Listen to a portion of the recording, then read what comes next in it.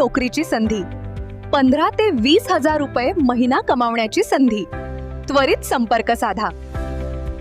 हे सहकारी पतसंस्थेमध्ये जे काही लोकांनी आपल्या पैसे ठेवले, ज्याला आपण फिक्स डिपॉझिट म्हणतो, ज्या ठेवीदारांचे पैसे मुदत संपल्यानंतरही मिळत नाही आणि त्याच्यामुळे बराचसा घोळ झाल्यामुळे लोकांचे इथं विश्वास उडालेला आहे. या लोकांनी 3-4 महिन्यापासून हा लढा चालू केलेला आहे. पैसा आमच्या हक्काचा नाही, कुणाच्या बापाचा. सहकारी पतसंस्था होश में आओ, होश में आओ. आम्हाला न्याय मिळाला पाहिजे.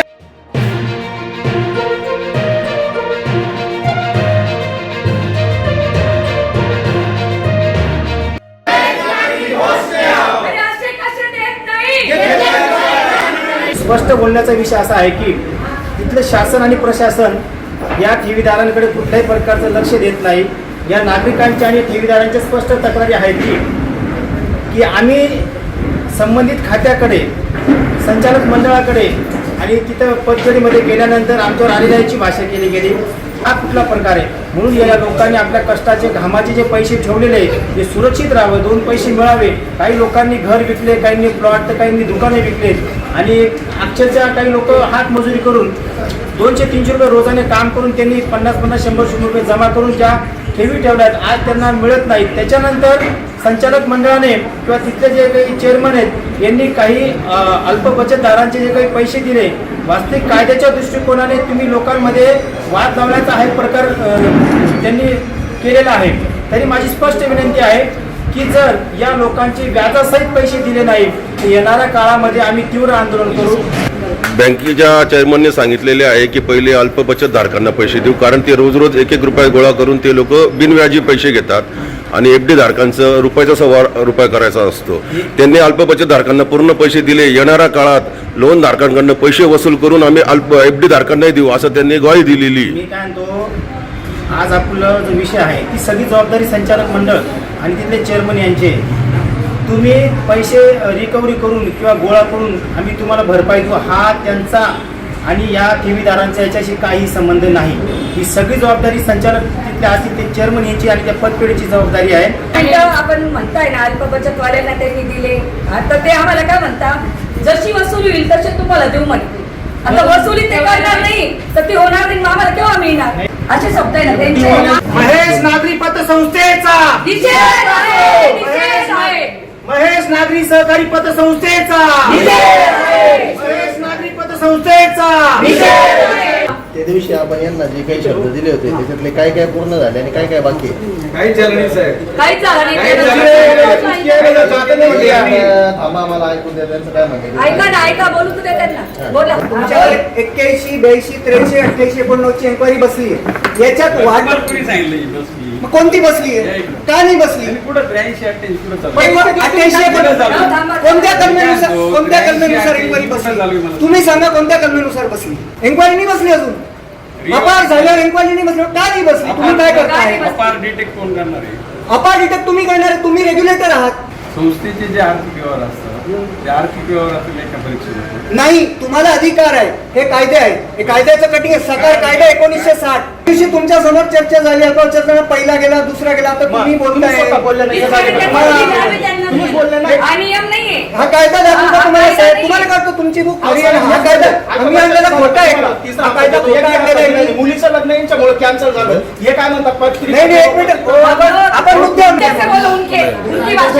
तुमच्यावर 88 ची एन्क्वायरी चालू नाहीये का? पहिलं याचं उत्तर द्या. बरं, का नाही चालू? तुम्ही का नाही बसवली? 3 महिने 4 महिन्यापासून अपाराची गोष्ट आलेली आहे समोर. मुलांनी साहेबांनी तुम्हाला आदेश दिले होते, मग तुम्ही आता परवा आम्हाला लेटर दिलं हे का अध्यक्षांवर तुम्ही लेटर दिले, चेअरमन आणि अध्यक्षाने चेअरमन जे संचालक आहेत पतसंस्थेचे, महेश पतसंस्थेचे, बाबा यांना पैसे देण्यात यावे. तुम्ही काढून द्या, त्यांना सांगा आम्हाला चेक लिहून द्या. संख्या जरी कमी असली परंतु हे आंदोलन किंवा हे लोक नियंत्रणाच्या बाहेर गेले तर यांना कायदा सुव्यवस्था बिघडला त्याची आमची जबाबदारी नाही. आज आम्ही अहिंसेच्या मार्गाने, शांततेच्या मार्गाने, संविधानिक चौकटीत मार्गाने आम्ही आंदोलन करतोय की आमची मागणी आहे, परंतु तुम्ही टाळाटाळ करू नका. तुम्हाला आज समजा तुम्ही एक ते आम्हाला पत्र द्या, आम्हाला कुठले अधिकार नाही. मग जे समजा जिल्हा उपनिबंधकाधिकारी असतील, अप्पर जिल्हाधिकारी, तहसील प्रांत, जिल्हा उपनिबंधक, पणन मंत्री असतील, नाही झालं आम्हाला कुठे न्याय मिळाला नाही तर पणन मंत्र्यांना तेवढा अधिकार आहे ना. आम्ही जयकुमार रावळाच्या दाराशी जाऊन बसू ना.